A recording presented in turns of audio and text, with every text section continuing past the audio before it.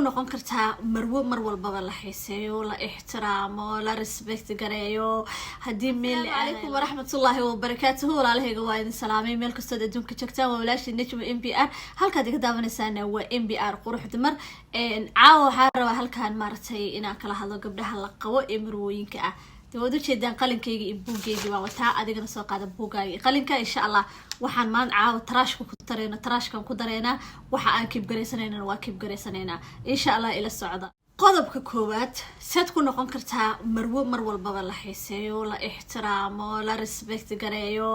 hadii meel la aaday la tashto la dhaho xabiibti maanta meeshaas u jeedaa hadii maaragtay wax soo dhaca maanta xaajigeeda banaanka wax ku soo arko la share gareeyo la dhaho maanta waxa soo arkay se ku noqon kartaa mar walba gabar iyada la ixtiraamo la respect gareeyo la raadiyo la daneeyo se ku noqon kartaa hadaba qaabka ay ku noqon kartid insha Allah ila soco buugay qalin soo qaado hadaa dabeecadahan iyo dhaqamaha noocan aan leedahay duduub warqad qaado buugay qalin qaado soo qor inta aan ku sheego qabo taraashka ku dar inta aan ku dhaho kib gareyso hadaa barnaamijka ka koobaad oo muhiimka u ah gabarihii jeclow naftaada markaan ku leeyahay qof walba hadii la dhaho caawaan ku qalaya qof ogolaanaya ma laha qof walba inuu dhinto ma jeclo oo naftiisa uu jecel yahay laakiin qaabkee naftaada u jeclaanaysaa waay qaabka aad naftaada u jeclaanayso waxaa waa inaad dullinimo walba aad naftaada u diidid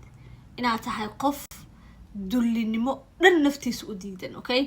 inaad tahay gabar mal walbaba caafimaadkeeda ka shaqeyso vitaminadeeda qaadato isqurxiso skincare routine leh gabar ma aragtay iyadoo isku mashquulsan waa inaad tahay hana qorin gabar dayacan waa inaad noqotid gabar iska war hayso waa inaad tahay hana qorin gabar afka iyo gacanta maaragtay isku hayso oo inta wax iska laqdo maaragtay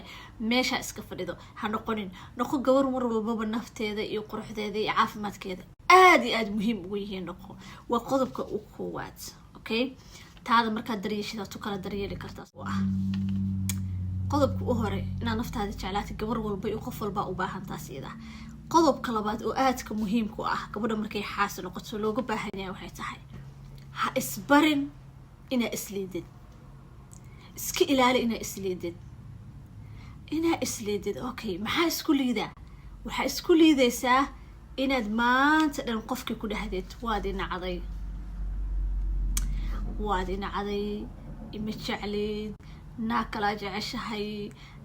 برناك بعد إيجا جورسنيسا واديجا تجيسا وحيابها صدًا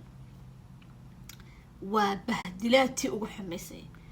سببتو أديجا بإسكو قريبة إنها تهي قفلة جتة كرو أديجا بإسكو قريبة إنها تهي قفلة نعي كرو أديجا بإسكو قريبة هدنا the same time قف دمر وأديجو قال هدنا اللي قاعد كرو